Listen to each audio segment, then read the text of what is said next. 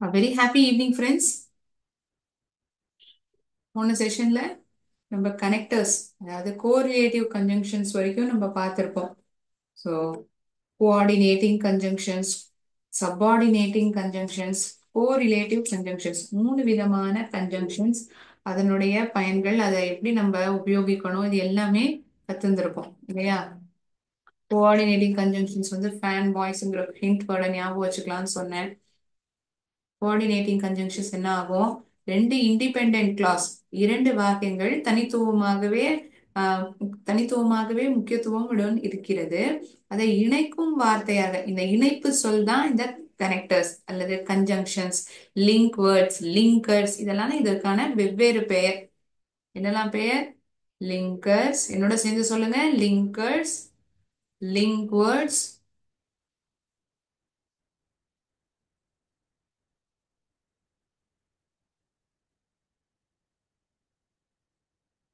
Link words, இதெல்லாம் வெவ்வேறு பெயர், அவ்வளவுதான்.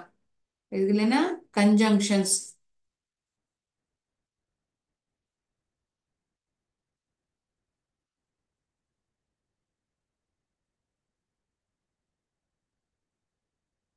These are the various names for this word connectors. What is it doing? It is joining two sentences or set of phrases. It is used as a word to connect two sentences. The coordinating conjunctions என்ன பண்றது? ரெண்டு independent clause இணைக்குது. It joins two independent clauses that is of equal importance. அதாவது என்ன? ரெண்டுமே சம அளவுல முக்கியத்துவமுடன் இருக்கக்கூடிய வாக்கியங்கள். Two, it joins two independent clauses.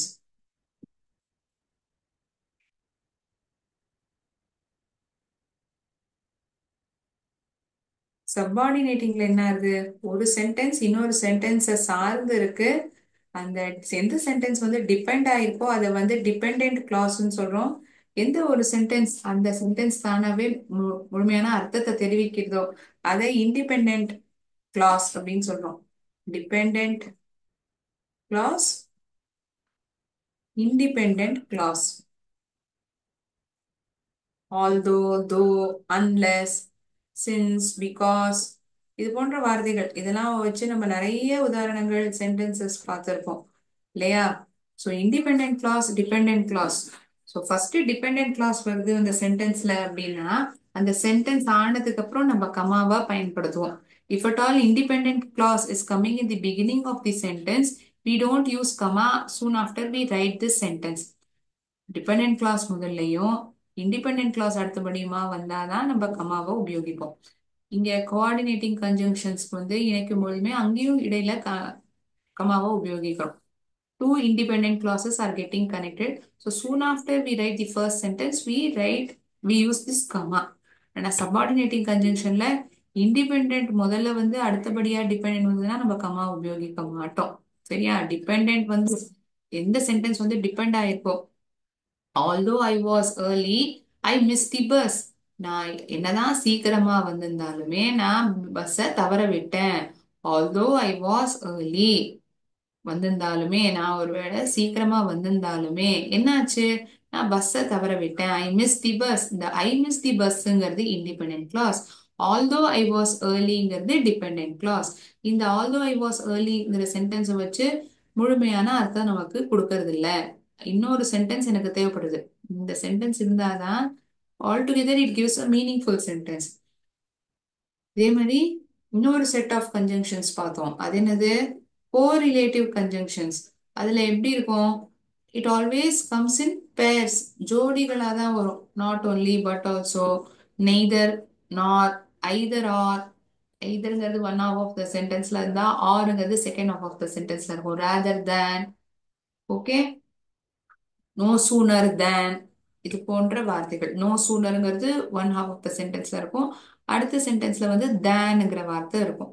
So இது வந்து பேரா தான் நம்ம பயன்படுத்தும். ஜோடி வார்த்தைகள், ஜோடியாக இணைக்கக்கூடிய வார்த்தைகள். Coordinating, subordinating, correlative.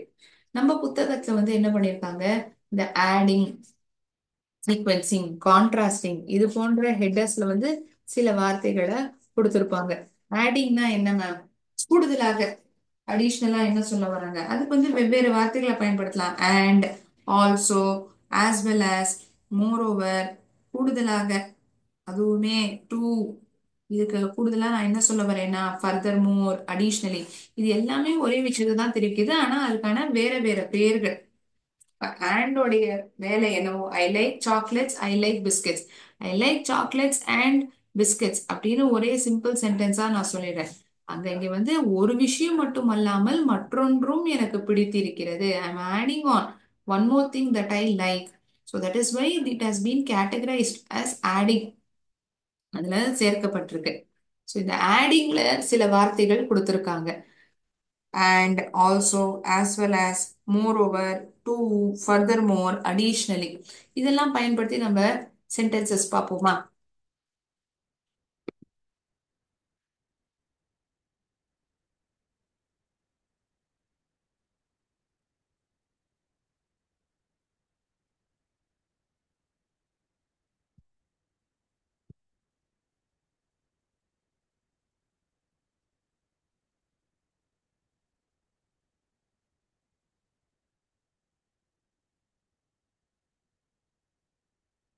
கனெக்டரான ஆடிங் இதை உபயோகிச்சு, இல்ல ஃபர்தர் மோருமே கூடுதலாக, அடிஷ்னலா நான் என்ன சொல்ல வரேன்? கூடுதலாக, further more. She always arrives on time. அவள் எப்பொழுதும் நேரத்துடன் தான் வருவாள். Further more, her work is always excellent. அவளுடைய வேலை எப்போதுமே சிறப்பாக தான் இருக்கு. இதோட கூடுதலா என்ன சொல்லணும்னா, அவ நேரத்தோட வர்றது மட்டும் இல்லாம கூடுதலா சொல்லணும்னா அவளுடைய வேலை சிறப்பாக தான் இருக்கு. She always arrives on time. Furthermore, her work is always excellent.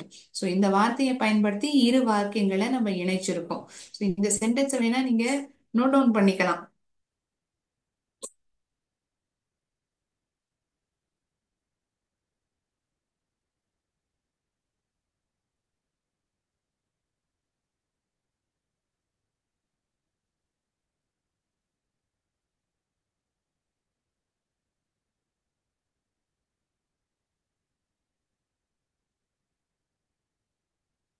அடுத்தபடியா, moreover. Moreover, she is an excellent team player. ஒரு அற்புதமான team player. Moreover, her leadership skills are commendable. பாராட்டக்கூடியவை. கமெண்டபிள்னா என்ன? பாராட்டக்கூடியவை. அவ வந்து ஒரு அந்த டீம்ல வந்து எக்ஸலண்ட் டீம் பிளேயர். எப்படி வந்து மத்தவங்கள வந்து நிர்ணயிக்கணும், எப்படி அவங்கள வந்து மேனேஜ் பண்ணணுங்கிறது அவளுக்கு தெரிஞ்சிருக்கு. அதெல்லாம் தாண்டி இந்த லீடர்ஷிப் ஸ்கில்ஸ் வந்து பாராட்டக்கூடியமா இருக்கு. Leadership skills are commendable. கமெண்டபிள்ங்கிறது ஒரு புது வார்த்தையாக இருக்கும். இதெல்லாம் தெரிஞ்சுக்கலாம் நம்ம, இல்லையா? சிம்பிளான வேர்ட்ஸ் மட்டுமே போராது. Few words we need to be learning. நம்ம அப்டேட் பண்ணிட்டே இருக்கணும். புது விதமான வார்த்தைகள்லாம் நம்ம தெரிஞ்சுக்கணும். அதுக்காக தான் இதை பயன்படுத்தி ஒரு சென்டென்ஸ் உங்களுக்கு கொடுத்துருப்பேன். அடிஷ்னலி, கூடுதலாக. he is a talented musician. அவன் ஒரு டேலண்டடான மியூசிஷியன் தான். Additionally, sorry, one moment. There's a spelling mistake over here. Sorry for the confusion. One moment.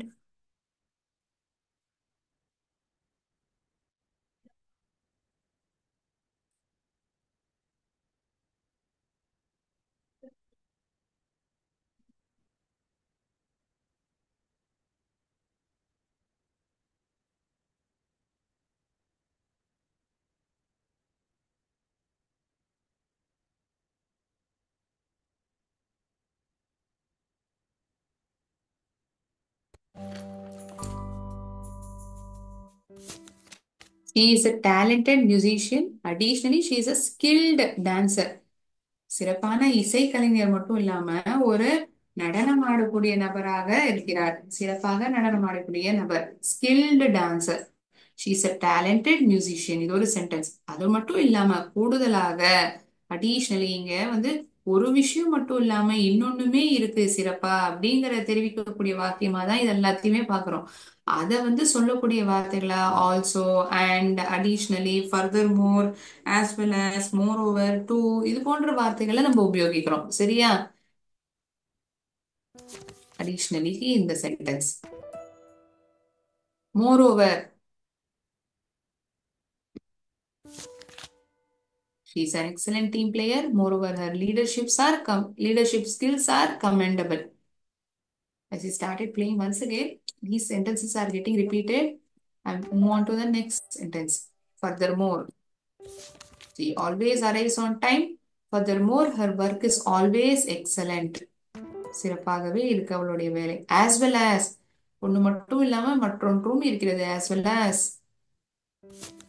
my sister is quiet as well as kind. அமைதியா மட்டும் இல்லாம ரொம்ப தன்மையா ஒரு அன்புடன் இருக்கக்கூடிய நபராகவும் இருக்கா. Sister is quite as well as kind. as well as kind, quite, also அதுவும் தான், ஆல்சோ.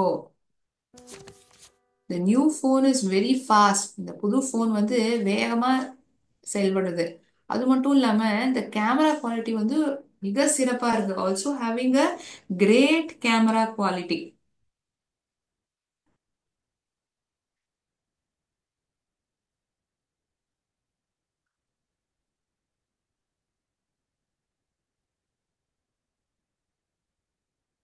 எழுதினாச்சா இந்த சென்டென்ஸ் எக்ஸாம்பிளா? ஆல்சோ.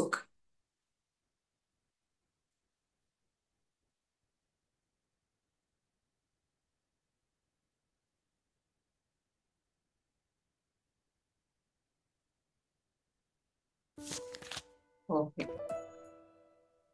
அண்ட் மற்றும் இந்த சென்டென்ஸ் தான், இது பயன்படுத்தி தான் நம்ம கன்ஜங்ஷன் நிறைய உதாரணங்கள் பார்த்துக்கோமே. ஸோ இன்னைக்கு நான் கிளாஸ் ஆரம்பிச்ச போதே இந்த sentence சொல்லியிருந்திருப்பேன்.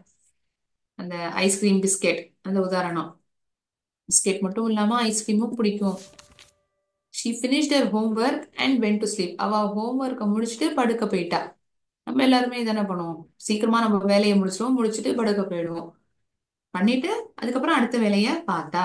She finished her homework and went to sleep. பிறகு தூங்க போனாள்.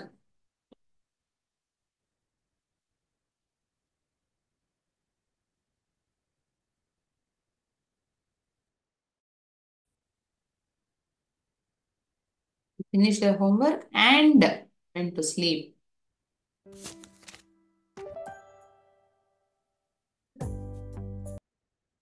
ஓகே. ஸோ நம்ம புத்தகத்துல சில கேள்விகளானது கேட்கப்பட்டிருக்கு இந்த கன்ஜங்ஷன் சம்பந்தமா. அதுக்கான பதில பார்க்கலாமா? Pertaining to connectors, few questions are asked. Complete the following sentences using appropriate connectors from the box. அதாவது இந்த ரைட்டிங் செக்ஷனுக்கு அப்புறம் பேராகிராஃப் ரைட்டிங் அப்புறம் இந்த கனெக்டர்ஸ் நிறைய வார்த்தைகள் ஆப்ஷன்ஸா கொடுத்திருப்பாங்க. Moreover, although, mean by.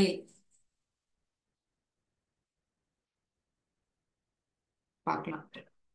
Sentence படிக்கிறேன், அதுக்கு தகுந்த ஆப்ஷனையும் நான் எடுத்து எழுதுறேன் பதிலா.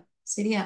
இதுக்கப்புறம் இந்த passive voice, active voice, passive voice நம்ம பார்க்க போறோம். இதுக்கான ஆன்சர்ஸை டிஸ்கஸ் பண்ணதுக்கு அப்புறம் I am going to give you introduction to active voice and passive voice. Okay? So make sure that you write these answers soon. Complete the following sentences using appropriate connectors from the box. உங்ககிட்ட எல்லாத்தையும் புத்தகம் இருக்கு நான் நம்புறேன். I hope you all of you are following along with me. So என்னெல்லாம் options கொடுத்துருக்காங்க? More over, although, மீன் while. More over கூடுதலாக, although இருந்தாலுமே, மீன் வைல் இடையில், தேர்ஃபோர் அதனால, பிகாஸ் அதனால் காரணம் தெரிவிக்கிற மாதிரி, as long as, thus கன்க்ளூஷனுக்கு வராங்க, above all, ஃபார் இன்ஸ்டன்ஸ் ஒரு உதாரணத்துக்காக, எக்ஸெப்ட் அதற்கு பதிலாக. Irene felt cold. நான் முதல் சென்டென்ஸ் படிக்கிறேன்.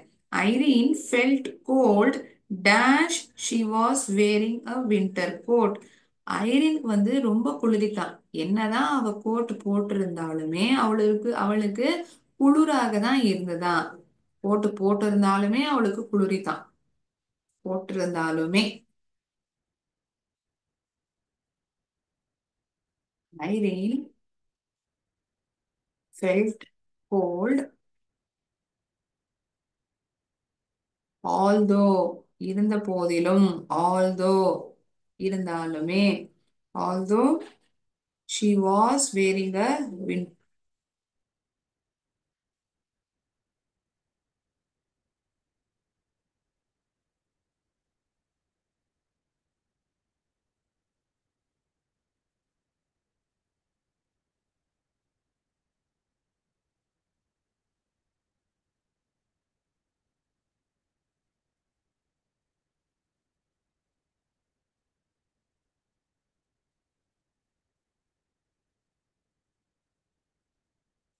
ஆன்சரை மட்டும் வேணா வேற கலர்ல ஹைலைட் பண்ணி எழுதுறேன், சரியா? although இருந்த போதிலும், இருந்தாலுமே. அடுத்த கேள்வி. This restaurant has some of the best chefs in the town. இது ஒரு sentence. Dash their service is excellent. இந்த ஹோட்டல்ல தான் சிறந்த செஃப்கள் இருக்கிறார்கள். கூடுதலாக அவங்களுடைய சர்வீஸ் வந்து மிக சிறப்பா இருக்கு. ஃபர்ஸ்ட் சென்டென்ஸ் வந்து முடிஞ்சு போயிடுது. அதுக்கப்புறம் இன்னொரு விஷயத்தையும் அந்த ஹோட்டலை பத்தி சொல்றாங்க. அவங்க சர்வீஸ் வந்து அற்புதமா இருக்குன்னு. அப்படின்னா ஒண்ணு மட்டும் இல்லாம இன்னும் கூடுதலான ஏதோ ஒரு சிறப்பான விஷயம் அந்த ஹோட்டலை பத்தி சொல்லியிருக்காங்க. அப்படின்னா இந்த ஆடிங் சம்பந்தப்பட்டமான கன்ஜங்ஷன்ஸ் நம்ம இங்க உபயோகிக்கலாம். இங்க என்ன கொடுத்திருக்காங்க? மோரோவர்ங்கிற ஆப்ஷன் இருக்கு நமக்கு. ஆப்ஷன்ஸ்ல மோரோவர்ங்கிற பதில் இருக்கு. அதை இங்க நம்ம சூஸ் பண்ணிக்கலாமா? This restaurant has some of the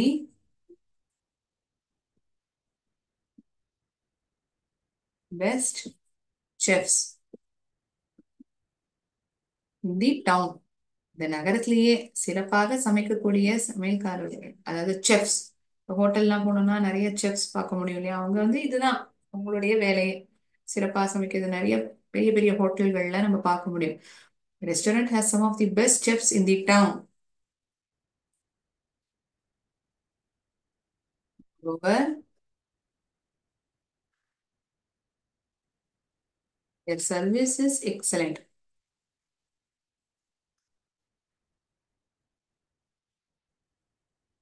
Moreover, their service is excellent.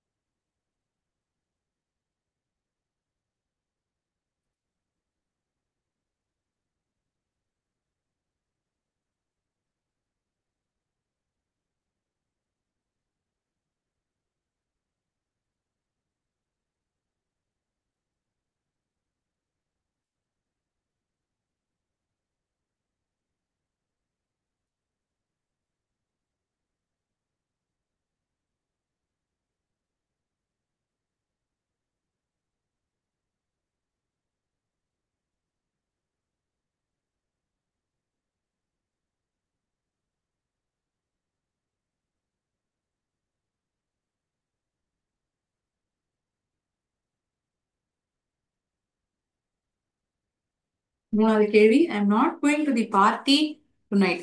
நான் இன்னைக்கு ராத்திரி பார்ட்டிக்கு போறது இல்ல. டேஷ் ஐ டென்ட் கெட் இன்விடேஷன். நான் ஏன் பார்ட்டிக்கு போல அப்படிங்கிறதுக்கான பதில் தான். ஏன்னா எனக்கு இன்விடேஷன் வரல. காரணத்தை தெரிவிக்கக்கூடிய வாக்கியமாக இருக்கு. ஏன்னா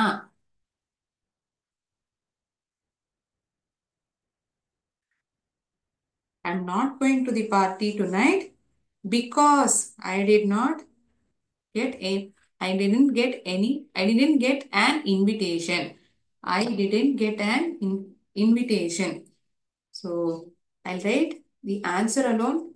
இப்ப நான் அந்த ரெண்டு கேள்விகளை வச்சு உங்களுக்கு நான் எந்த செக்ஷன்ல இருந்து கேள்விகளுக்கான பதில டிஸ்கஸ் பண்றேங்கிறது புரிஞ்சிருக்கும்னு நான் நம்புறேன். ஸோ கனெக்டர்ஸ்ல complete the following sentences using appropriate connectors from the box. ஏ பிரிவுல கேட்கப்பட்ட கேள்விகள் தான், சரியா? ஏன் இப்போ பதில் மட்டும் எழுதுறேன்னா thought of introducing to active and passive voice also. So there is we are running short of time. So thought of writing only the answers alone. நாலாவது கேள்வி. You can set the table. Dash I'll making dash I'll start making dinner. நீ வந்து table arrange பண்ணு. அதுக்கு இடையில நான் இரவு உணவு வந்து நான் தயாரிக்கிறேன். You set the table. Meanwhile இந்த சமயத்துல இடையில நான் வந்து இரவு உணவை நான் தயாரிக்கிறேன். அஞ்சாவது கேள்வி. I can play few instruments. Dash the flute, the guitar and the piano.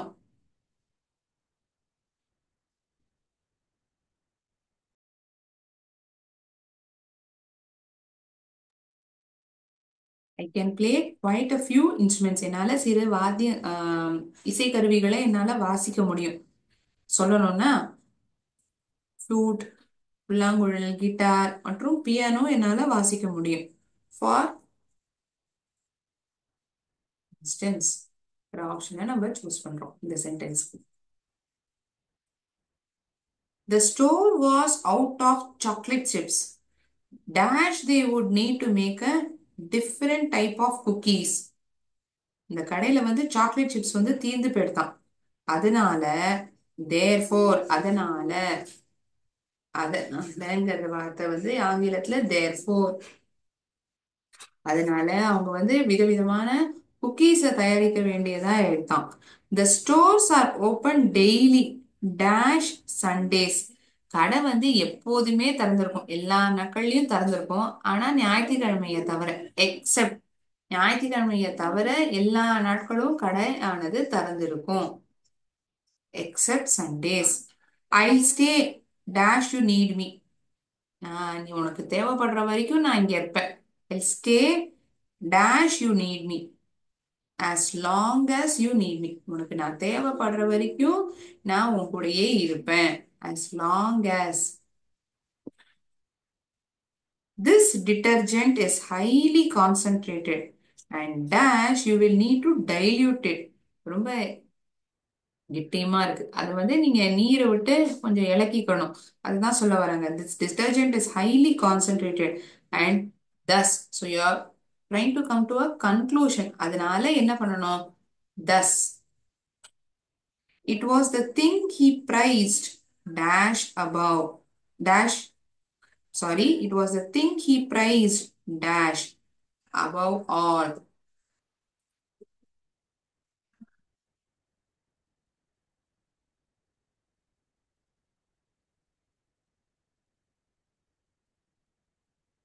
ஏ பிரிவுல கேட்கப்பட்ட கேள்விகள் 10 கேள்விகள்.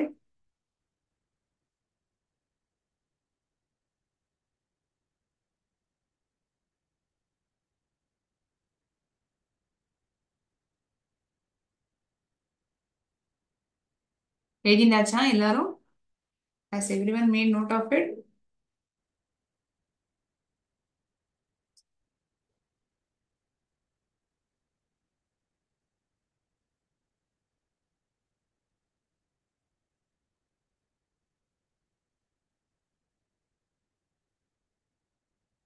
Okay.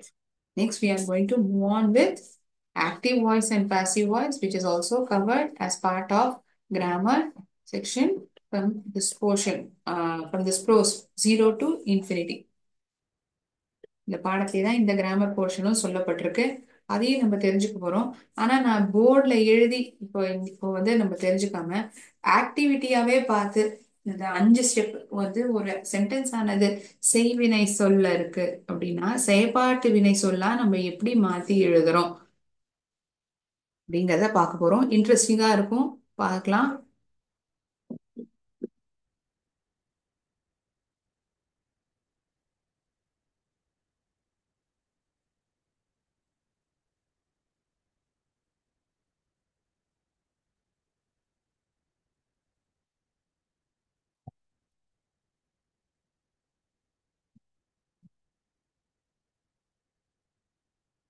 Active voice செய்வினை சொல், செயற்பாட்டு வினை சொல் தான் passive voice. Here in active voice what happens? The subject performs the action. செயலை செய்யக்கூடிய நபர் ஒரு வேலையை செய்கிறார். அதை வந்து ஒரு ஒரு ஒரு ஆப்ஜெக்ட் ஆனது அந்த ஆக்ஷனை ரிசீவ் பண்றது. சரியா? சோ பேசிக் இதை வந்து வேணா நான் எழுதிடுறேன் புக்ல.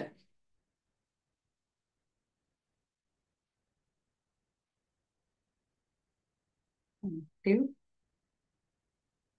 வாய்ஸ்,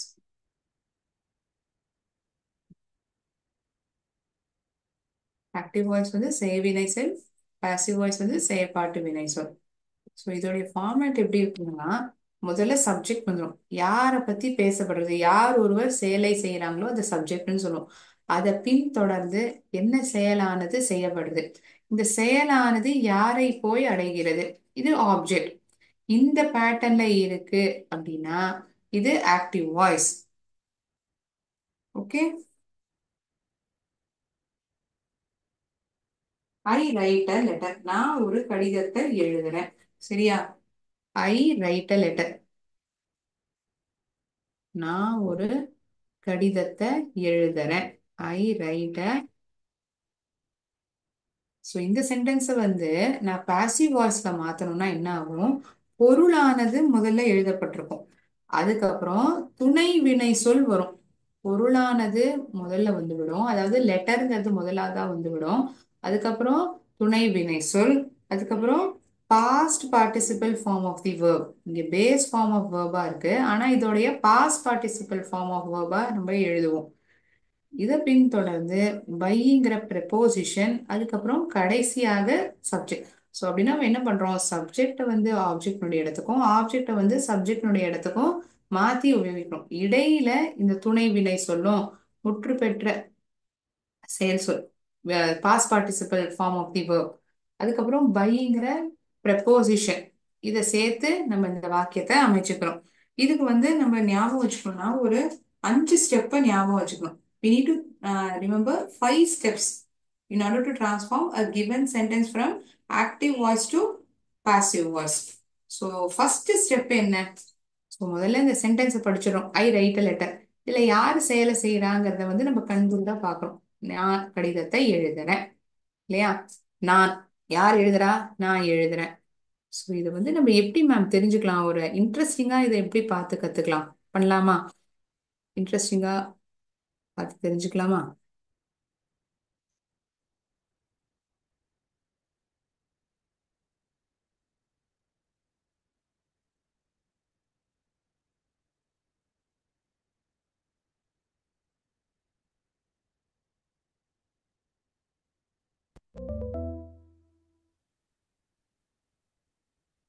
இங்க எதெல்லாம் சப்ஜெக்டா இருக்கு, முதல்ல subject verb object. They play football வச்சுக்கலாம். தே ஒரு சப்ஜெக்ட். அவர்கள், நான், அவள், அவன், அது, இது போன்ற வார்த்தைகள். எனக்கு, ஐ. வேற என்ன சப்ஜெக்ட் இருக்கு இங்க, ஷீ, ஷீங்கிற வார்த்தை இருக்கு. ஸோ ஆர்டர் படி வேணா எழுதுவோம். ஐ,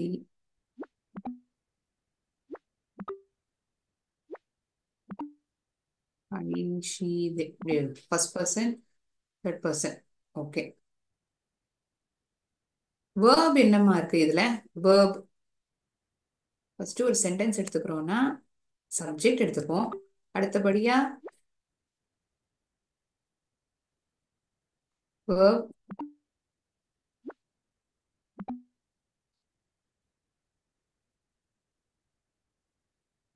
she teaches English, அவள் ஆங்கிலத்தை சொல்லிக் கொடுக்கிறார். இந்த சென்டென்ஸ் எப்படி எடுத்துப்போமா, they play football, அவர்கள் கால்பந்து விளையாடுகிறார்கள். ஓகே. I like flowers, எனக்கு பூக்கள்னா பிடிக்கும். ஸோ இதுல பார்த்தோம்னா எனக்கு பூக்கள்னா பிடிக்கும், இந்த சென்டென்ஸ்ல சப்ஜெக்ட் வந்து எனக்கு, பிடிக்குங்கிற வார்த்தை ஒரு வினை சொல். என்ன பிடிக்கும், பொருள் என்ன பொருள், பூக்கள். Second sentence she teachers English, அவள் ஆங்கிலத்தை சொல்லிக் கொடுக்கிறாள். சொல்லி கொடுத்துட்டு இருக்கான்னு சொல்லல, சொல்லி கொடுக்குறா, அவ்வளவுதான். She teachers, she teachers English. She is the subject, teachers is verb, object is English. அதுக்கப்புறம் சப்ஜெக்ட் வந்து என்ன, தே, அவர்கள், அவங்க என்ன பண்றாங்க, விளையாடுறாங்க, விளையாடுறாங்கிறது verb. என்ன விளையாடுறாங்க, ஃபுட்பால் விளையாடுறாங்க. ஸோ ஃபர்ஸ்ட் ஸ்டெப் என்ன, கொடுக்கப்பட்ட சென்டென்ஸ்ல சப்ஜெக்ட் எது, வேர்ப் எது, ஆப்ஜெக்ட் எது, இதை நம்ம கேட்டகரைஸ் பண்ணணும், ஐடென்டிஃபை பண்ணணும். சரியா? சோ சரியா இருக்கான்னு பாப்போமா?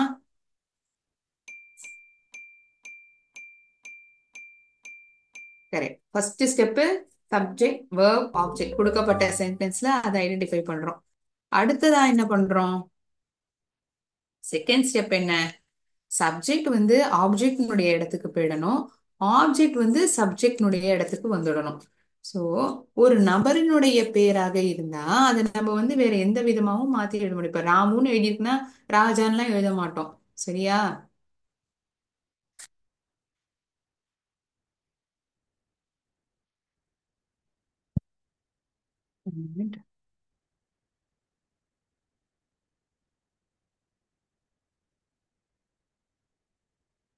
Second step, what have I written? Shift subject to object position. அதாவது சப்ஜெக்ட் வந்து ஆப்ஜெக்ட் இடத்துக்கு போறத ஒருவேளை ஒரு பிரதிபெயர் சொல்லா பயன்படுத்தப்பட்டதுன்னா we need to change the pronoun. இட்டுங்கிற வார்த்தை என்னவா மாறும்? It remains the same. அவன், அவனுக்கு.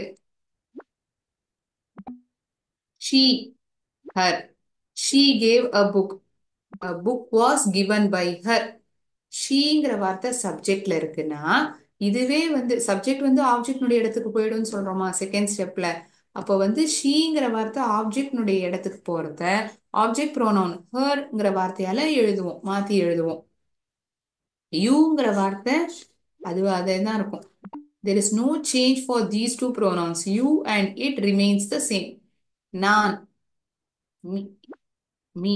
I wrote a letter. நான் ஒரு கடிதத்தை எழுதினேன். கடிதம் என்னால் எழுதப்பட்டுள்ளது. A letter was written by me. So நாங்கிற வார்த்தை என்னால் அப்படிங்கிற வார்த்தையால மாத்தி எழுதப்படுது. விங்கிற வார்த்தை as.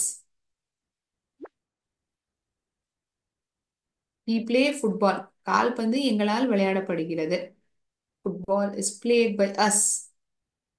So I is getting transformed to me. அதாவது சென்டென்ஸ் ஆக்டிவ் வாய்ஸ்ல சென்டென்ஸ்ல சப்ஜெக்ட்ல வந்து ஐங்கிற வார்த்தை இருந்தா ஆப்ஜெக்ட்னுடைய இடத்துக்கு போடும்போது மீ.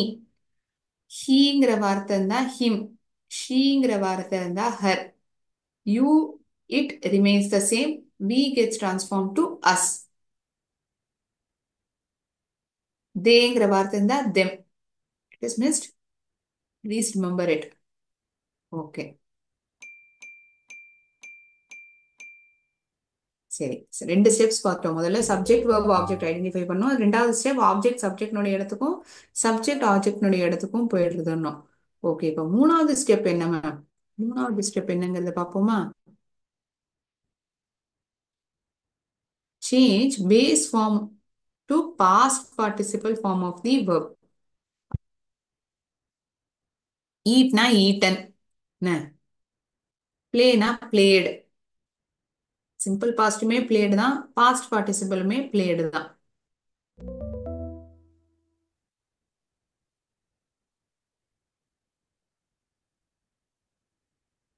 சிங், சாங். இது வந்து சிம்பிள் V1, V2, V3. அதாவது சிம்பிள் பிரசன்ட்ல இருக்கிறது பாஸ்ட் பார்ட்டிசிபல் ஃபார்மா இருக்கும். கரெக்ட். ஈட்டுங்கிற வார்த்தை simple present V base form of the வேர்பா இருந்ததுன்னா பாஸ்ட் ஃபார்ம் சிம்பிள் பாஸ்ட் வந்து ஏட். இதோடைய பாஸ்ட் பார்ட்டிசிபல் ஃபார்ம் என்ன? Eaten. Eat, ate, eaten. V1, V2, V3. சரியா? புரிஞ்சுதா உங்க எல்லாருக்கும்? ஸ்பீக் பேசுறது, பேசின, பேசப்பட்டுள்ளது. ஸ்போக்கன். Speak, spoke, spoken. இப்போ ஒருவேளை பிளேடு இருந்துன்னு வச்சுக்கோங்களேன். சிம்பிள் பாஸ்ட்லயுமே பிளேடு தான், past participle form of the வேர்புமே பிளேடு தான். அதுல எந்த விதமான மாற்றமும் இருக்காது. இப்ப நான் காமிச்ச உதாரணங்கள்ல மூணு வெவ்வேறு வார்த்தையா இருக்கக்கூடிய வேர்ப்ஸ் தான் நான் காமிச்சிருப்பேன். சரியா? ஓகே, இந்த மூணு ஸ்டெப்ஸ் இப்போ வரைக்கும் நம்ம பார்த்துருக்கோம். ஃபர்ஸ்ட் ஐடென்டிஃபை பண்றோம், சப்ஜெக்ட் வேர்ப் ஆப்ஜெக்ட் என்னங்கிறத மாத்திரம் ஐடென்டிஃபை பண்றோம். அடுத்தது சப்ஜெக்ட் ஆப்ஜெக்ட்னுடைய இடத்துக்கும் ஆப்ஜெக்ட் சப்ஜெக்ட்னுடைய இடத்துக்கு வருதுன்னோம். object transformation of given subject to, you are shifting subject to object position. Simple அப்படி எழுதிப்போம். Shift subject to object position. Object subject position. மூணாவதா past participle form of the verb மாத்துறோம். கொடுக்கப்பட்ட verb. Convert V1 to V3. ஒருவேளை base form of வேர்பா இருக்குன்னா அதை past participle form of வேர்பா மாத்தி எழுதுறோம். So இந்த 3 ஸ்டெப்ஸை இப்போதைக்கு நம்ம பார்த்து தெரிஞ்சுட்டு இருக்கோம். ஆக்டிவ் வாய்ஸ்ல இருந்து பாசிவ் வாய்ஸ் மாத்துறதுக்கு. இது வரைக்கும் புரிஞ்சிருக்கா? இங்க முக்கியமா நம்ம கவனிக்க வேண்டியது, சொல்லப்பட்டிருக்கிற விஷயத்தினுடைய அர்த்தத்தை நம்ம ஒருபோதும் நம்ம மாத்துறது கிடையாது. சரியா? the meaning doesn't get changed at all when we are transforming active voice to passive voice. Okay, fine. இனி செஷன்ல ஏதாவது சந்தேகம் இருந்தா நீங்க என்ன கேட்கலாம். Is anyone having any doubts?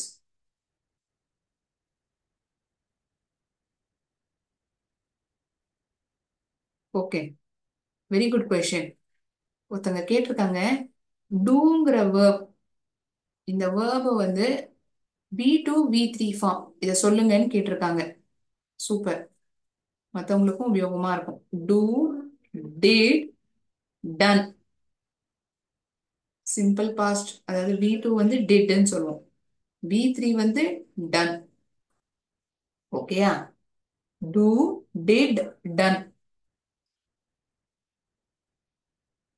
இன்னொரு உதாரணமா சொல்லாமே? ஷுவர். ட்ரா, ட்ரியூ, வரைகிறேன், வரைஞ்சேன், வரையப்பட்டுள்ளது. Drawn. Draw, drew, drawn. V1, V2, V3. So we are transforming base form of the verb to past participle. இங்க இந்த verb கொடுக்கப்பட்டிருந்தா நம்ம passive voice எழுதும்போது doneங்கிற வார்த்தையை உபயோகிச்சிருப்போம். சரியா? ஓகே ஃப்ரெண்ட்ஸ், சிறப்பா சந்தேகங்களும் கேட்டிருக்கீங்க. Very happy that you have asked me questions. So I'll be ending the session over here. We will continue in next class. நன்றி. வாழ்க பாரதம், வெல்க தமிழகம்.